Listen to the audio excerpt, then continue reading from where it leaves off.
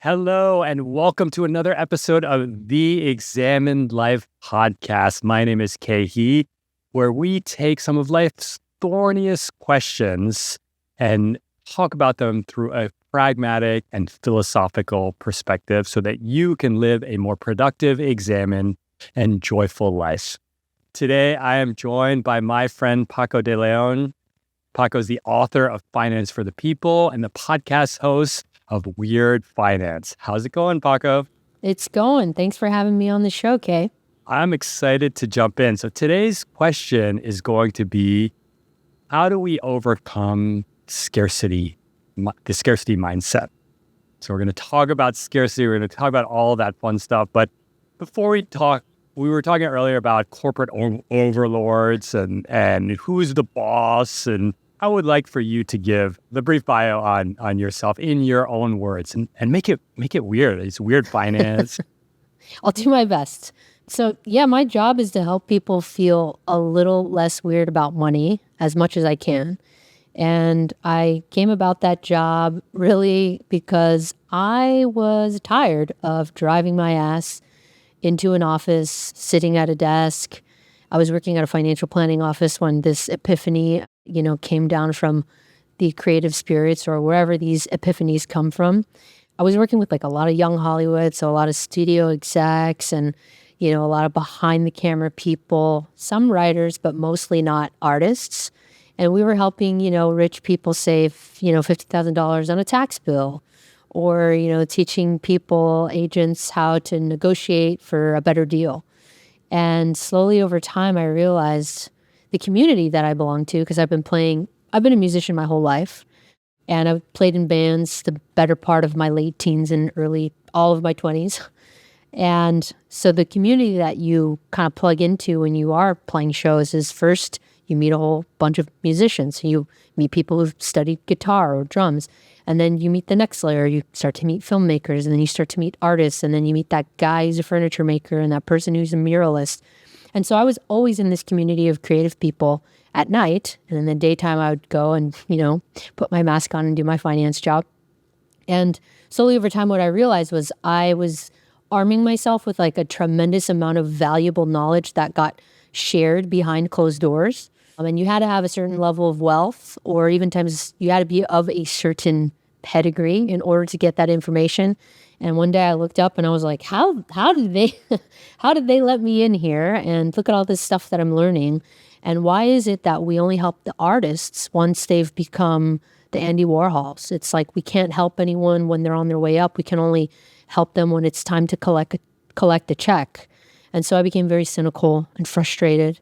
And I was looking for a way to give back to my community, to care for my community, to help them get from A to B and not just wait for the rich ones to get rich so then I could collect my 1%, right? And so I jumped around to another job doing cannabis consulting, and that guy eventually, he laid me off. I'd been laid off twice, almost fired many times, sign that I should have gone off on my own. So I started this company called the Hell Yeah Group in order to answer the question of, can I help my creative community and make a living along the way? It's had a lot of iterations. I know you know this as an entrepreneur. You have a hypothesis, you test it, you gather data, you use that data to decide which way you're going to move forward and what your next hypothesis is going to be. So, 7, 8-ish years later, what it looks like is I run a bookkeeping agency called Hell Yeah Bookkeeping, and we run the books for production companies, marketing agencies, interior design firms, event companies. And I do a bunch of financial media some way, somehow. I wrote a book called Finance for the People. I write a blog, send out an email newsletter, and I host a podcast called Weird Finance. Oh, wow. I love, there's so much cool stuff in that. But first, tell us can you name a band or two that has influenced your musical style? Oh, wow. It's kind of always evolving and it's always constant. And when I was younger, I was kind of a dick and I'd be like, I don't like whatever, and I let, that would define who I was what I excluded. But as I got older, the way that I frame music is no matter what you're listening to, even if it's not the style that you like even, mainstream countries, easy punching bag for musicians. We don't like that, right? But the way that I approach music now is when you're listening, find one thing that's surprising or that you enjoy.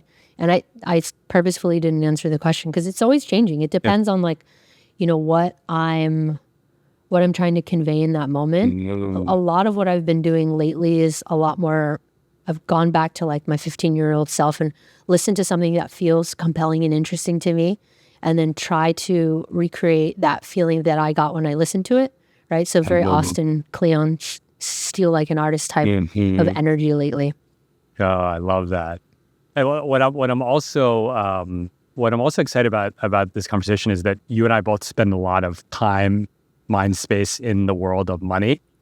And we come at it from very different backgrounds and very different audiences. So it's always like you're finance for the people and I'm like finance for the 0.1%, in that, most of my coaching and our students are, highly educated. They've been taught about money from, their parents were telling them about stocks at the dinner table. And I see it with my own daughter. She's 9 and she's been knowing about money trees since she was 6, just so she gets, I'm like, you got to understand compounding. Like that's the one takeaway you got to have. Classic tiger dad. And then I worked on Wall Street. So I went through all of the known doors, and it'll be fun to see how these two perspectives mesh on our conversation. Yeah. I mean, what I'm really interested in is like, where is the overlap in what people are dealing with, struggling with, concerned about, anxious about, excited about? I'm sure that despite the various tax brackets that we tend to appeal to, there's tons and tons of overlap. Oh, ooh, so juicy. All right. So before we dive into our question, which we'll start with, how do you overcome the scarcity mindset? I want to invite our listeners. We have a coaching cohort program that tackles these identical questions with like-minded peers. So check out radreads.co/coaching. All right, before we jump in, or we're jumping in, this is the jump off. Do you remember your first memory about money? My first memory about money. I have a vague memory of like having a big birthday party one year and getting a lot of cards and getting a lot of money, or what seemed like a lot of money, and feeling like excited about it because I had never gotten money, or if I did, I wasn't the one opening up the envelopes. And then I remember feeling very crestfallen when my mom basically took all the money and was like, you can't spend all of this. like it was your birthday, but like you're a kid and you're not just going to have this money in your pocket and flag down the ice cream truck and buy what you want. Was that, how old were you? Did you guess? I can't, 5 maybe? 5, yeah. It's funny because my dad always slips my daughters like $50, so inflation, right? And then I immediately take it. I'm like, this is going into your spreadsheet. How would you describe the associated emotion with that whole series of events? With that like particular vignette? That particular vignette. I was very disappointed. Yeah, I was disappointed. I thought that I was going to, have money and, I don't know, ball out. I don't know what you think when you're 5, but maybe what I had subconsciously picked up on from whatever I was exposed to, that money was a good thing and that you should be excited about money. And so therefore I was. And I think you have some idea, like money buys candy and ice cream and stuff. But then I was immediately like, you're a bummer, Mom. That's what that memory taught me. That actually, let me think about that. Responsibility is a bitch. That's something that I still contend with to this day. In that it's a necessary evil that you have to deal with, or it just sucks? Both. Yeah, and especially I'm the eldest, right? And I think that comes with a lot of baggage about responsibility, because there was always this like, watch out for your little sister energy. And my response to that is always like, she's her own person. She's going to while out and act crazy at school. And if she pees in her pants, it has nothing to do with me. So I don't understand why I'm being dragged into the situation of being responsible for another person. So that like tone was set at a young age. And then now being an entrepreneur, I mean, the thing I fantasize about, which is so unrealistic, is my first job. My very first job was at Jamba Juice. It's a smoothie place, right? And I was like 17 and my mom was like, okay, you need to go get a job now. So I got this job at Jamba Juice. And what I fantasize about is the fact that when you left that job, nobody emailed you about a smoothie emergency. Nobody texted you. You were not concerning yourself with smoothies outside of the job. And I know I'll never have that for the rest of my working career. I just won't. I'm at an age now where I have responsibility and, running your own business, being the face of a lot of things, you'll never not have responsibility. So I think that's what I'm feeling in this particular season of my adulthood. Yeah. It's like the classic youth is wasted on the young, right? Exactly. If you were to think about your relationship with money in seasons, and maybe they overlap with jobs or different milestones, but like what would the seasons of money look like in your life? I think it's pretty similar to what a lot of people experience, where when you first graduate and you're young, you don't know what the hell you're doing, and you blow a lot of money on stupid mistakes. Everybody, when I ask people the thing they regret the most, and I don't know if this is what you experience with the types of folks that you deal with, but it's always, I should have saved more and I should have invested more or started sooner. And I definitely feel that as well. So the first season, the young professional just starting out, trying to get their bearings, was very scarce. That was that feeling. And this like post-college, early adulthood. Post-college.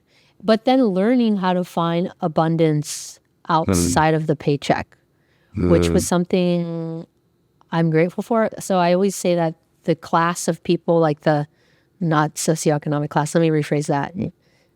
The people, like folks who graduated into the recession, the Great Recession, like me, we were, I think, prompted to have our midlife crisis, right? That existential crisis. I think we were prompted to have that right away. Whereas I think Gen Xers and Boomers, they had a little bit more time. They graduated into a strong economy.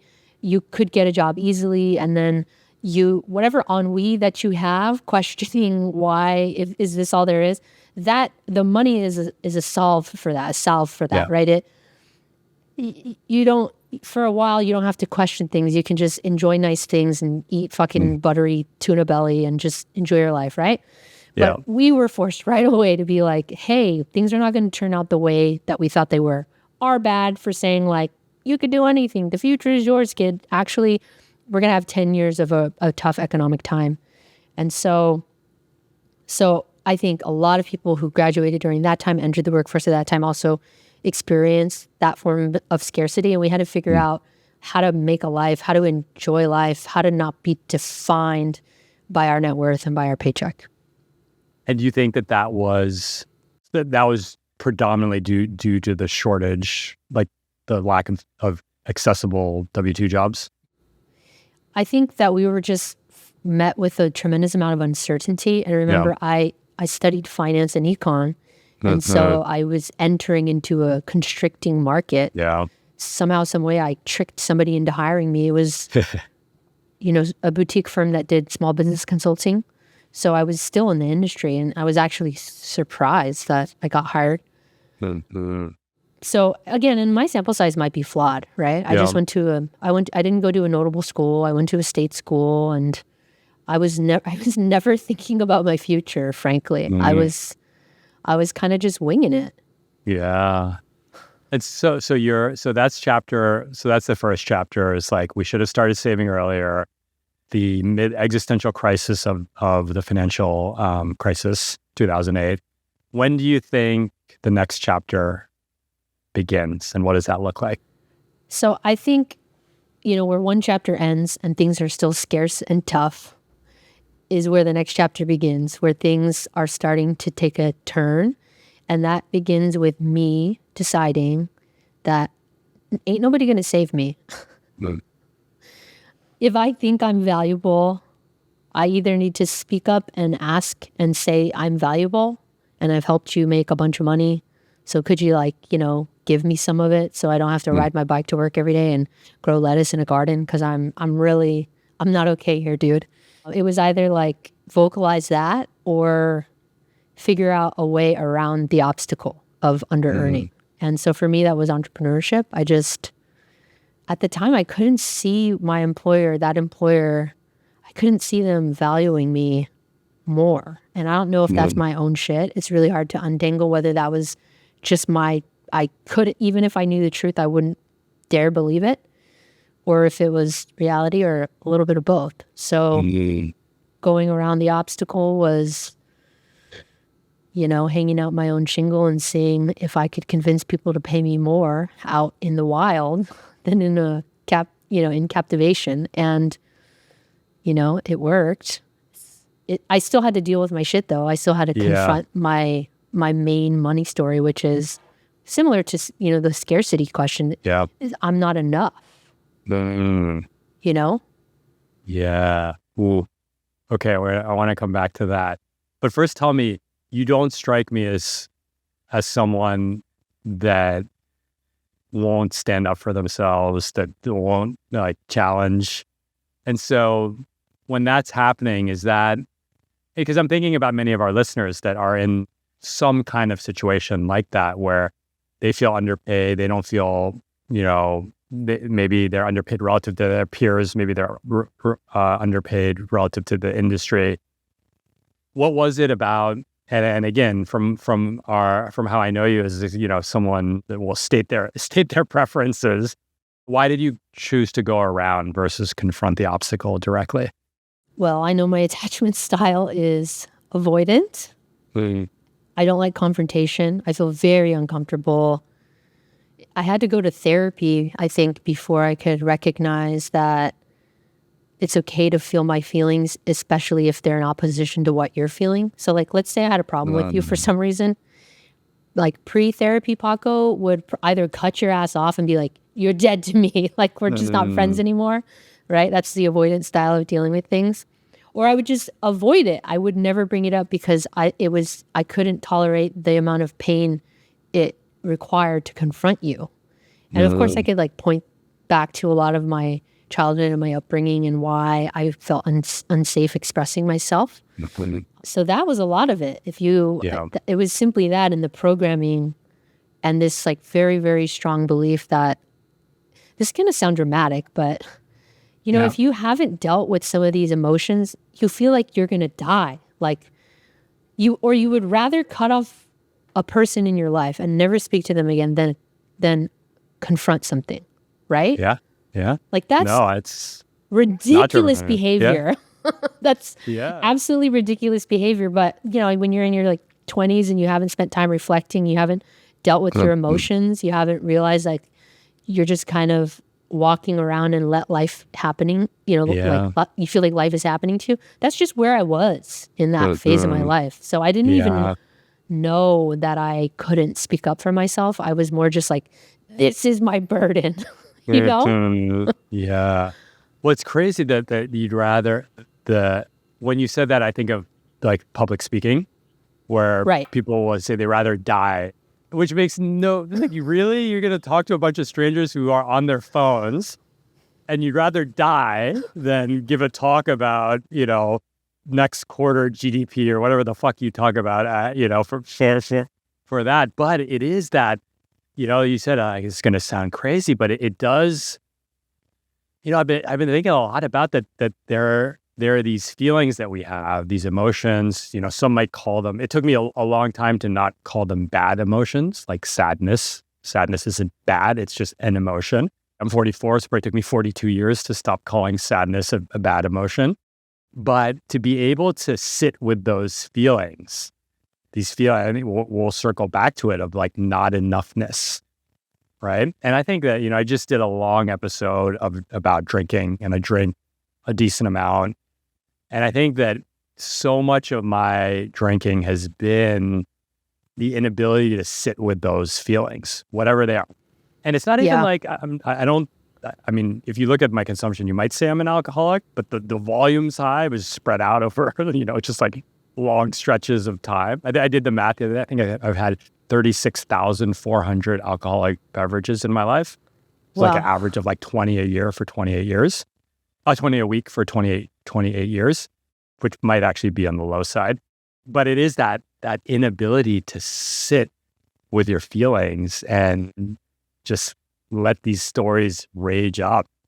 But okay, I'll come back to that. Tell me, so you hang your own. So there's existential 2008 Paco first season, entrepreneurship, hang your own shingle, start to, I don't know, my words, not yours, develop a sense of emotional fluidity or emotional range. Then is there another chapter in your money story, your relationship with money? yeah. So now we're entering this gnarly season that I'm in now, where I'm the expert. Like, people want to hear me talking about money. I'm laughing. Even I know I did this to myself, right? I know I'm the one. Nobody held a gun to my head and said, write hundreds of blog posts and send out hundreds of emails and watch. I was, trying to market, and that's why I did that. But it's morphed and turned into its own thing. And it's weird, I think, to be publicly known as both this person who has an education in the topic, who has worked in the services, like from a debt collector to a financial planner and everything in between, but has been also very open and honest about my journey, where I was a broke financial planner. And the fact that, we're contending with things that are outside of our control. How do we find the agency, and how do we just deal? So I feel like I'm in a very simultaneously abundant money season of my life. The other side of that coin is, what is the cost of being like having such a demanding production schedule? What is the cost of having such a high output? What is the cost of running your own business and being able to dial up and down the revenue number? And I think that's something that's been out of focus, right? It's been years of just like going, like, even if I don't want to, right? I'm a very disciplined person, and I'm very militant when it comes to my routines. And that's paid off, right? Consistency has paid off. But I think the next season is going to be maybe unlearning some of those habits and, hopefully finding even more abundance if possible. And so with there's so many similarities around consistency and discipline. I was talking to a friend earlier that I said, I don't put a lot of verbal pressure on my kids. I don't, other than grow your money tree. But I model very intense behaviors, like quietly. So it's like they turn around, I'm on my Kindle. I'm always on my Kindle, right? It's like, it might even be weirder because it's like, why doesn't dad watch TV? He's just always on his Kindle. Like, what's in that thing, And so discipline and intensity. It's like when I do something, I take it very, very seriously. But to go back to your season, so this current season, with the actual green piece of paper of money, like how would you describe your relationship with money itself right now, today? I feel very grateful that I have money. I'm so fucking grateful that I can afford the little things, like I could go to the grocery store and pretty much buy anything there, not have to worry about it. Not everything, but anything. And I feel really grateful that my own work has pushed me to examine my own relationship with money. Because now, and I'm getting away from the question, so if you want to corral me back, you can. But the thing that I learned about my relationship with money is that the thing I'm like aching for the most in my life, which I think a lot of people who are like you and I talk a lot about money. I just really want safety and security. And I don't think that that's possible. I think that's like asking to be happy all the time. Like that might be the wrong question. Yeah. or the wrong thing to be optimizing for, but like my lizard brain and like my fleshy human bag of a body that can be smashed by a falling piano at any time deeply desire safety and security. Yeah. And I sought that out through money all the time, but now I find myself, looking for other ways to get it. Oh, wow. Okay. We just like landed right into the nectar of this conversation. It's so good. I'll give you the listeners have heard this, but I'll give you the brief backdrop is that growing up in New York City in the 80s, so I'm considerably older than you, it was a rite of passage to get mugged as a teenager walking to school, even if you're like middle class. I remember this one story. Someone once said that they went to one of these fancy private schools in, because like kids from New York get together after they've like gone to college, lived in other cities, and they'll be like, so did you ever get mugged as a kid? And they'd be like, oh yeah, let me tell you this story. In like 80s and 90s. So this kid went to one of those shishi private schools, like Cruel Intentions type school, and they're on a field trip in Central Park to go ice skating. They're like second or third grade, and they're walking with their chaperones and their lunch boxes and their ice skates and all that in the middle of the day, Tuesday, and they're surrounded by a group of 20 youth with ski masks and baseball bats. Wow. And they proceed to just take all the money from whoever had money, obviously not the second graders, and then they run away. And the way this person explained this to me, it was, I'm sitting here, I'm like thinking of my child, I'm like raging, and the way this person explained it to me, and I can relate because that version didn't happen to me. I'm like, oh yeah, that should happen all the time. Like it was so normal. In fact, in one of your episodes with Io, I was just thinking back. They were talking about Bowery in the 90s, and their parents were there in the 70s. Like that place is fucked up in the 80s and the 90s. Yeah. Bowery's now it's like nightclubs and Asian fusion restaurants and luxury high rises, but that place was fucked up in the 90s.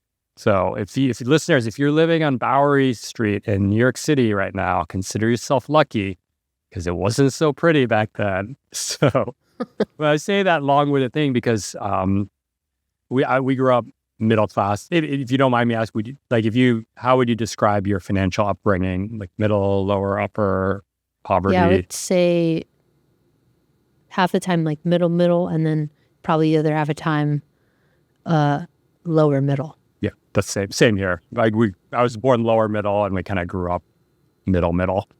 And my parents what's middle class in New York City and LA anymore anyways? So right. I know that a friend is a partner at a law firm and he was applying for financial aid for private school.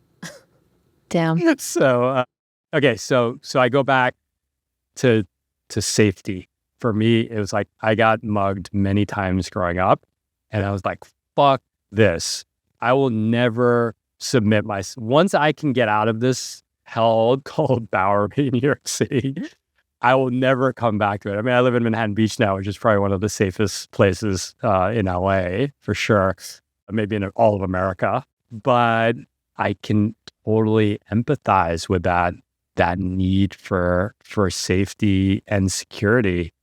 And so I guess my question for you is, you're growing up lower middle, you probably have some version of safety needs.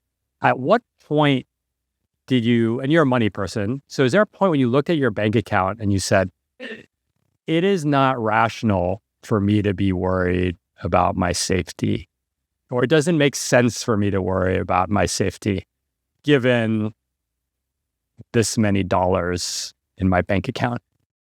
Yeah, I mean, I will, if I'm feeling like I have a lot of obligations with all my commitments with projects and work stuff, I can feel stress in my body.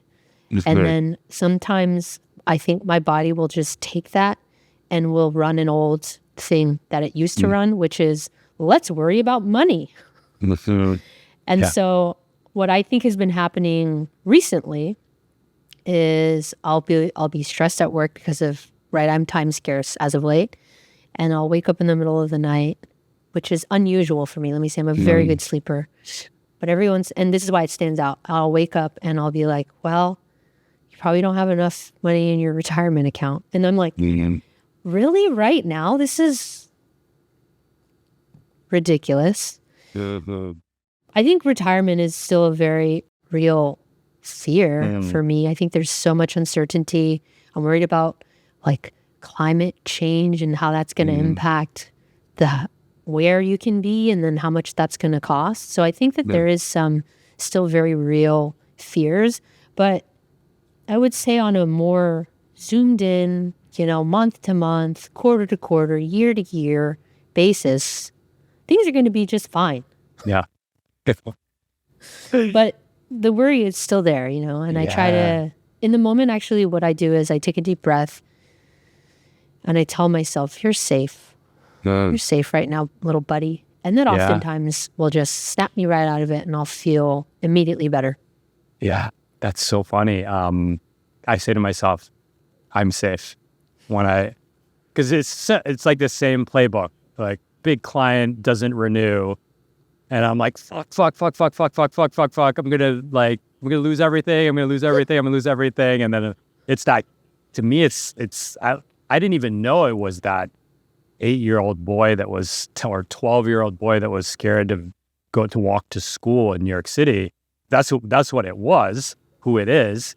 And so being able to connect with that person, this is like spot on scarcity, right? It's like, to me, scarcity is when the rational facts of a situation get trumped by some irrational emotion or some irrational fear, right? And it's that disconnect, right? And I wonder, actually, I would love to double click on the question of climate change and fearing for retirement. I hear a decent amount from my more from the people that I talk to about their kids. So, you could think of it's almost like a retirement proxy of sorts. It's like, in the long duration, how am I going to deal with this kind of thing that I can't control? I have to be honest, like, it's a worry in the sense of like a worry to society. And I want to, do my part to not harm the planet and so on. But I don't feel scared for my own future in the sense that I guess it's like I have trust in myself and I have trust in my resourcefulness plus my resources. And so it's like, I think I'm much more scared of like being laughed at on stage than like what will happen if a mudslide hits my house, right? And maybe again, it's like the brain can spin up so many scenarios. Tell me a little bit more. I'm genuinely curious of like if you play out the climate change / retirement scenario in your head, like how does that story look like? So like on a macro level, what concerns me is when places become uninhabitable. No. And we already have places like that, sure, like a human person and a fabricated home shouldn't cover every inch of the world. Sure, we have uninhabited places, but what did we see in Arizona? We saw like a whole month of over 100 and something or something. Yeah. And people were passing out. And then when they passed out, because it was so hot, the cement was so hot that they would get burns. So at some point we got to call it and we got to be like, we're out of here, right? So then we lose all those units. And what happens when we lose units? Then, in like the fastest growing city in America, right? Phoenix, or one of them. Right. And we're going to have climate refugees, which is going to, impact livability and affordability. And, all of these things I try not to dwell on it, but they pop up. And I think about just the sheer economics of that. Yeah. And that's what scares me. And then you do have insurers ringing a bell here, and kind of nobody is doing anything, right? A lot of home insurers are not insuring people in California and not Yeah. insuring people in Florida. And Mhm. so what do you do when you live in a place that, I guess you have to have the attitude that if a mudslide comes, I have to believe that I'm resourceful and I have resources. And I don't want to give you a new fear, Yeah. That's also, Yeah. No, I think this is, because I sometimes I wonder, I'm like, am I, and I'll just call a spade a spade, like, am I in too much of a position of privilege that this just does not register on the things that I should worry about? Or am I an idiot? Like, completely. Yeah, I have people that are like making plans to move to like New Scandinavia. Zealand. Yeah. Yeah. And I'm just like, man, there's so many things that are more front and center to occupy the mind space. And I do think that there, like any catastrophe, we can always spin it into a bigger thing in our heads. And maybe I'll give like a slightly different example. Is that I've spoken to a few people, and they're very concerned about what AI will do to jobs for their kids. Sure. And so maybe that one is like a little, because it's not in the physical world per se. It's like a little bit different. It's definitely different than climate change, but it's a different type of problem. And I want to honor that, like, I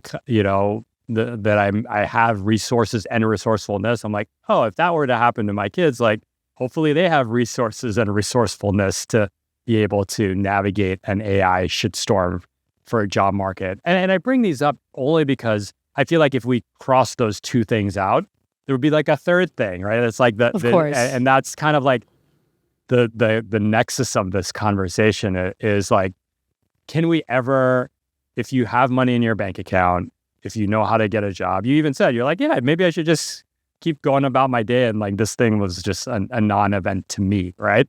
And it's like, what's that disconnect that, like, what's that healthy respect for the fear, and where does it break down and you're living in some HBO series where, all the like Euphoria or something, where all the bad shit happens to you. Well, I definitely think that, we have a bias towards finding scarcity. Yeah. Like, that's just how our brains, there's a theory with evolutionary biology that states we develop this ability to focus on and be aware and get fixated on scarcity. And it's like, if clean water is running low in this place where we've had clean water for a generation, your brain, for survival, is oriented towards making sure that the clean water doesn't, dip below a certain level. So I think it could be just that happening on a larger scale when it comes to worrying about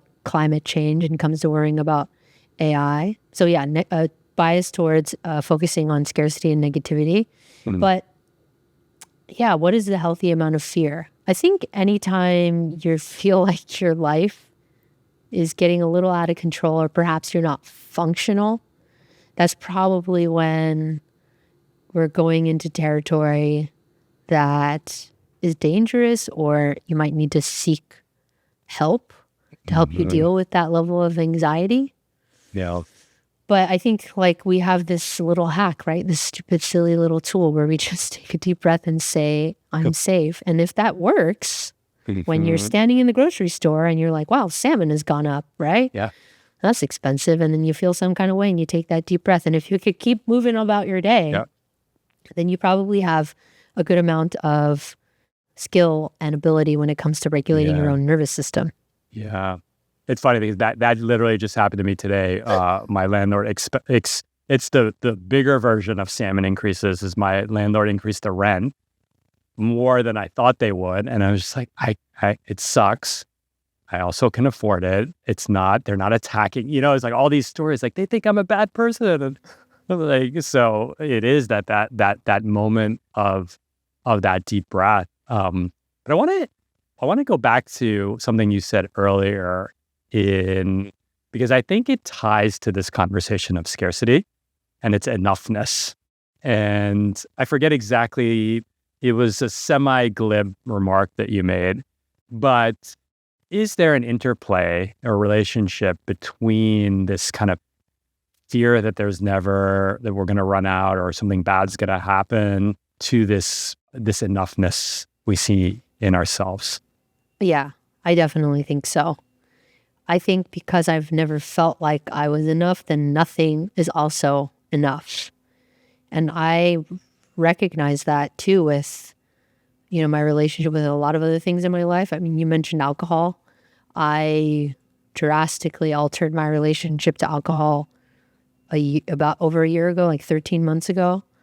And it's weird that the relationship to alcohol, that my habits with consuming were even related to this idea of enoughness, or not wanting to sit with this idea of enoughness. But yeah, I think that there's a lot of ways that our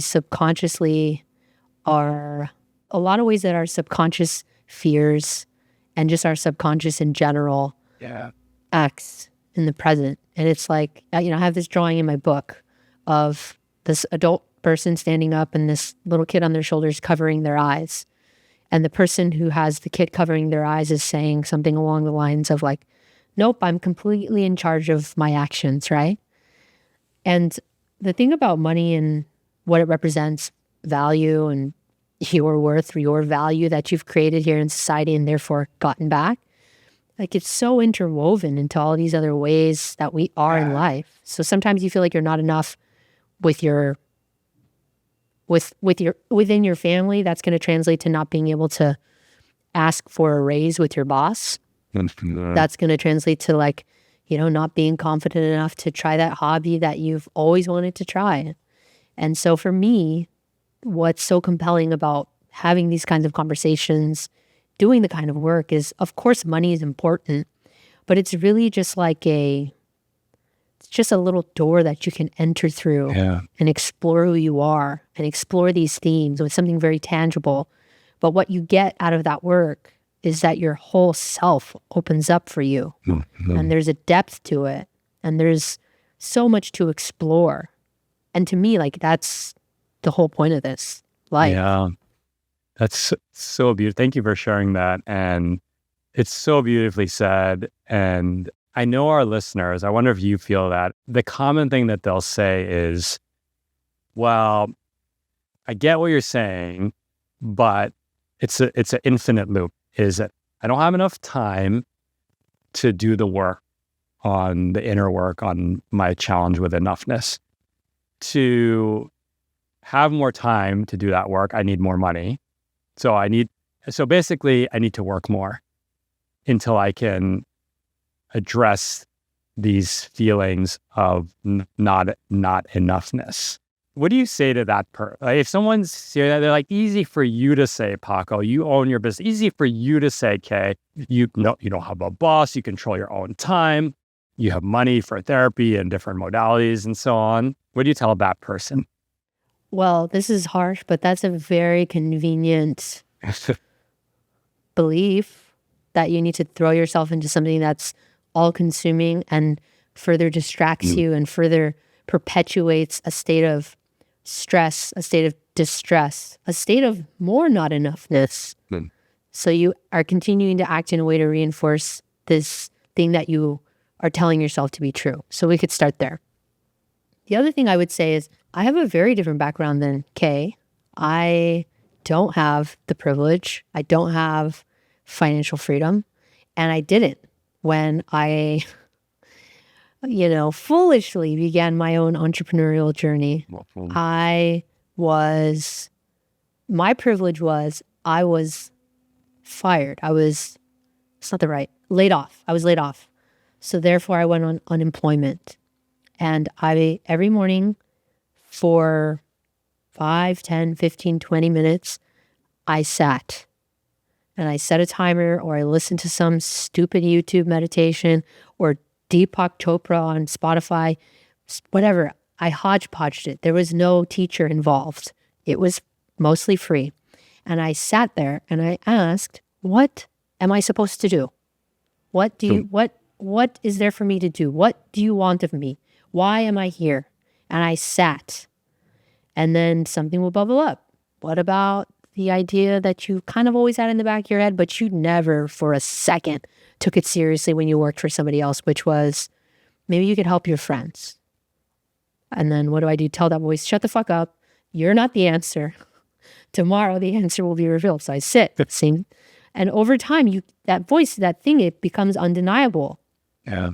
Or you'll wonder too much, or you'll feel as if you didn't leave it all on the dance floor. That's what happened for me. And I'm telling you right now, I did it with unemployment, which is not a generous universal basic income, although at that moment it was a UBI for me. And just 5, 10, 15, 20 minutes a day. Yeah.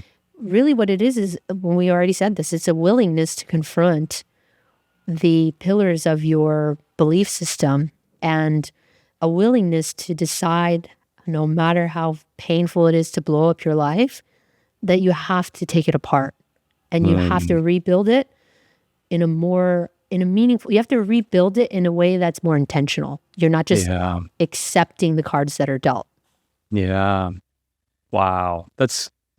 Thank you for that, friend. Super beautiful. I love, it's hard for me to see. It's like, I worked on Wall Street. I made 7 figures a year and like take time off. And it's like, yes, it's like, this is actually why I want to start a podcast. So I didn't have to be the one telling all the stories and I could find people that were more relatable.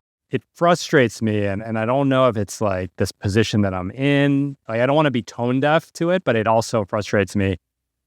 And it is this belief that some event will happen. Usually it's a money event. And whatever habit you didn't have before, whether it's contemplation, fitness, entrepreneurship, maybe eating healthy, we could put that aside because it actually physically costs dollars. And then you'll just snap your fingers. You're like, oh, $50,000 showed up in my bank account. Now I'm going to start getting fit. Today is the day I become a writer. And I think that it would be a service to more people to hear that that's not how reality works. And that moment can come with free 15 minutes of free Deepak Chopra YouTube videos with ads sandwiched in between them and a paltry US unemployment check. Yeah.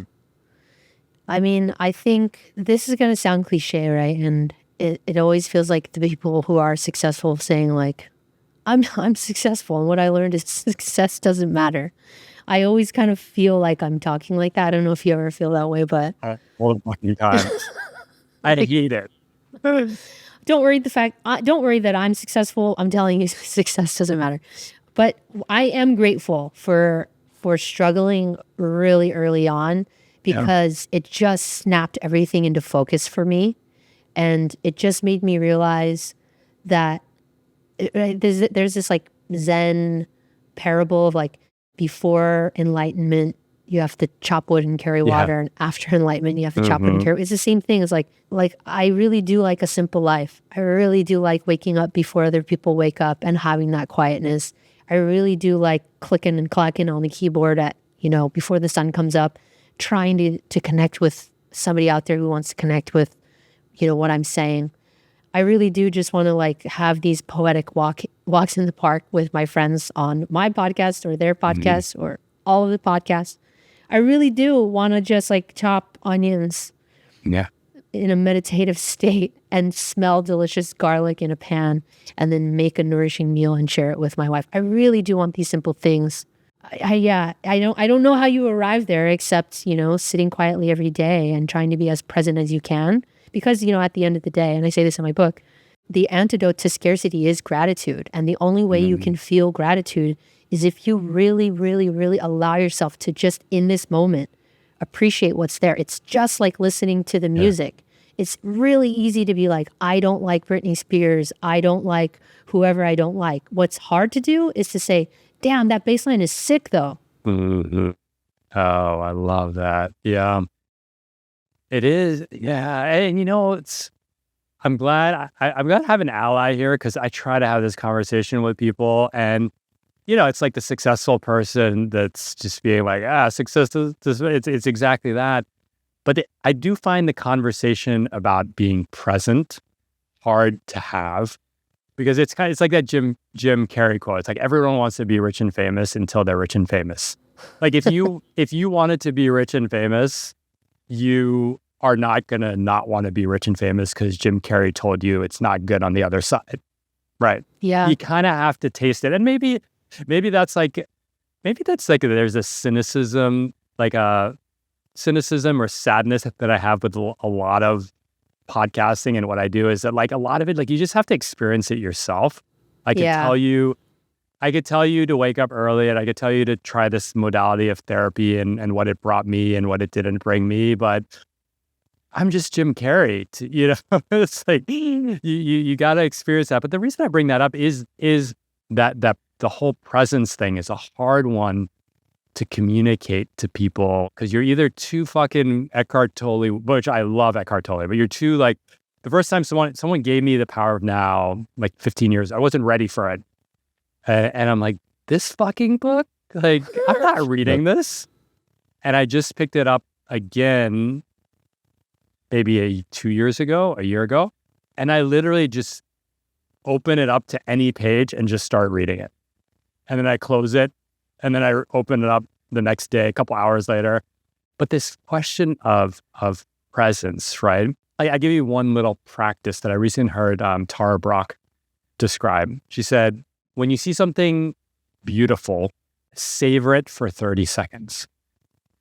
So it could be, the way the light hits your spouse during golden hour, and it just makes them look angelic, right? Just in that moment, right? Or it could be just like a delicious bite of, dark chocolate with sea salt, right? But the way our brain works is you have one, you're like, I can't wait to have another one of these, right? I can't wait till this day, or I can't wait to watch, Succession tonight, and you're just like eating chocolate. But if you slow yourself down and appreciate it for 30 seconds, it's really hard. Your mind starts going to your to-do list and your bank account and all your deepest insecurities. But once you do it once, then you're like, oh, that was nice. Then you do it again, it becomes easier. You do it again. But then what happened to me is you start to see those 30-second moments throughout the day. You're like, oh, look at that palm tree. Like, so beautiful. Look at that little kid skateboarding. Look how happy they look. Wow, this iPad is just a really beautiful feat of engineering. Like, this glass is so, and I think that to me, that's like the closest that I can describe presence to people. I think presence, I don't know, it feels like very hard for me to describe, but I'm curious, how do you make the case for presence without using Zen proverbs that don't land with the everyday human? We all experience varying degrees of presence. And I think it's easy to forget, especially with the little computer in our pocket all the time, asking us to pull out of the present moment. But we experience, like, if you exercise or have exercise and you've found a way to enjoy it, you've entered that flow state, then you've been present. If you've had an orgasm, then you've been present. We have had varying degrees of it. And I think we're living in a time where attention is commodified, and there's all these entities that are engineering products to pull our attention away from the present and into whatever it is they want us to be pulled into, that you really do have to actively try to not get pulled in. Mm-hmm. I will say that I also tend to surround myself with the kinds of people who are present. I would say the job of an artist is to feel, simply feel, to experience their life and everything that it feels like, from how it looks to how it sounds to the smells to what you feel. And so the kinds of people that I tend to surround myself with are, my wife is the kind of person who, we'll be late for something and I'll be trying to get out the door. I'll be trying to get to the car and she'll see a flower and she'll say, oh my God, this flower is so beautiful. And she'll stop and she'll stare at it and I'll get annoyed. And then we'll get in the car and I'll recognize, or maybe in that moment often I'll say, yeah, you're fucking right. It is beautiful. Who cares if we're late to this dinner? Oh. So I try to find the people in your life who are annoying like that, you know, and let them be a model, I guess, is one piece of advice. But you've been, if you're listening and you're like, Paco, you're so full of shit. I've never been present. Why don't take a moment right now or after this and be present and think about the last time you felt like you were in a flow state and you were present there. I promise you. Yeah. No, it's that's why I love that the analogy of your wife with the image of your wife with the flower. Like, look at this. And you know what? The first thing that, as you were talking about that, the first thing that came to my mind is kids. That's what kids act like. You know, they don't care about the fancy, thing you just did. They're just like, look at this fucking flower. Wait, so maybe that's the advice there, okay, is to connect with your inner child and never lose your childlike sense of wonder. And you'll never have to listen to two people on a podcast telling you how to be present. This is what present is. Amazing. You mentioned the relationship between kind of not enoughness and alcohol and other stimulants and distractions and so on, which I can deeply empathize with. One thing that has really started to bug me, and I think you'd be a great sounding board on this, is consumerism. And so what has bugged me about this is that I now have this like unique vantage point from my different jobs to see a bunch of really fucked up shit. So the first one that I see is that the starting point for most people is not enoughness. Okay, so that's kind of the starting point. And you and I, two very different backgrounds, life trajectories, both have this kind of seed of enoughness, not enoughness in us. So that's one, the seed of not enoughness. Then there's this marketing machine that's so good, right? You and I, we've been online for a long time. I just know how to say things to get people to open things or to swipe or to stay or to this or that. And it's not even my job. I just have done it long enough. I get it. Like, for example, writing a great headline. Like I could get you to open my emails from my headlines. So then you have these like really smart people that know how to play with the human psychology. And then you have this economic machine that it's predicated on growth. And so like, it's not enough to have musicians. Like now we need to have AI driven music. Like you just like keep harvesting the commons over and over and over and over again. And my question to you is like, you used it with the smartphone analogy or story. You're getting it from every angle. Like if your core is not enough and these our corporate overlords are just like, shareholders need this, marketing person, write the best fucking copy, make them feel so shitty that they need to buy the latest pair of, Lululemon pants like tomorrow so that we could dump them in a landfill like in 6 months. I know it's not fair for a last question, but like, I'm just curious on your take of that pernicious cycle. Yeah. How do you reconcile? Yeah. I mean, you bring up a lot of things that are working against us. 2/3 of US GDP is dependent on consumer spending. And in order to continue to have all of the beautiful, wonderful things that come along with having a strong economy, then spending must remain at 2/3 or must continue to grow. So we're already in lockstep with a very unhealthy relationship there. And then you mentioned the marketing messages that have only gotten better, and now technology is leveraging, right? Before it would be like you open up the newspaper and the copy is engineered to make you feel some kind of way. Not enough typically, but you'll be enough if you buy this thing, whatever the hell it is. Now we have technology that can like really just leverage that. You don't have to even open up the newspaper anymore. All you have to do is, be on your phone, on a website, click on an email, open an email, and it will be, Yeah. shot into your eyeballs. And so what do we do? Okay. What do we Yeah. do? What do How do we we fight do? against this? I mean, the answer always feels silly and simple, but it goes back to just being mindful. Yeah. Just goes back to wondering when you really do want to buy that thing. First, I think tactically, practically, I do a buy list for things that are like, maybe over $100 and are unnecessary in my life. So, let's think of an example. I don't know. A new pair of shoes, right? Cool Nike shoes that will represent to the world that I'm still young, relevant, athletic, and can pull off Stylish. any look. Exactly, stylish.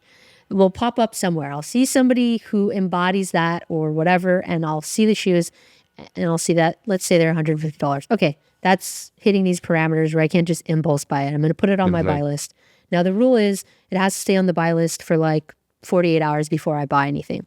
So that's one practical thing, I think, to help prevent you from just, shooting from the hip and buying things. So the other thing is then when I go to buy the thing, if I really want it, it's like, what do you want, dude? Like, what are you trying to accomplish by buying this? Sometimes it's practical. Like I do Muay Thai and I needed new shin guards. Even though my friend bought them for me as a gift, I was going to buy them for myself. And I just needed to. They were breaking down. The shin was like all messed up and it's not safe. So there's some things you just have to buy. But the other times, right, with the shoes, it's like, well, what do you want to feel? And oftentimes it's those answers. It's, I want to feel relevant. I want to come off as like I'm still young. I want people to know that I'm athletic, and I want people to think I have a sense of style. Okay, cool. Are we still good? Do you still want to spend the money, or is there something else you can do? Like you can cook a meal that you were going to cook anyways, and really like feel like, okay, but I'm going to express myself through this meal. Yeah. Or you can pick up your guitar and you can tinker on a riff, and you really can articulate something that is inside of you. That's all of these feelings, but through a riff and through a melody. So it's that's what I try to try to be mindful, try to put like bumpers in the bowling lane with certain behaviors with the buy list, dig in, figure out what is it that you really want. And then are there more ways that I can create that feeling that I want instead of trying to consume it? Yes. I love that. Well, what a beautiful way to end, right? With some bowling bumpers and what am I truly, I mean, I think at the end, it's almost like, did you really listen to us for an hour and 5 minutes when all is like, what are you really feeling in this moment? Yeah. And it's so easy to say and so easy to pontificate, but trust me, dear listener, I am the doctor who smokes here. I do not practice this. I practice this more than I did 10 years ago, but I do not practice this all the time. I'm human. I always say to my wife, we're works in progress. And just having it in your awareness is the starting point. Yeah. And we just always have to begin again. Yeah. Beautiful. Well, Paco, thank you so much. Tell our listeners where they can go learn more about you, your book, your podcast. We'll put it all in the show notes as well. I appreciate that. Well, I think the best way to continue our relationship, dear listener, is for you to sign up for my email newsletter called the Nerd Letter. You simply go to thehellyeahgroup.com and sign on up, and I'll hit you with some good nuggets every Wednesday. I love your newsletter. Thank you. I read hundreds, and yours is one I never, ever miss. And yours has brought some incredible people and ideas into my orbit and into my world. So I thank you for that. And likewise, Kay, thank you for yours. Awesome, Paco. Have an awesome day. Talk to you soon. This was great. You too, dude.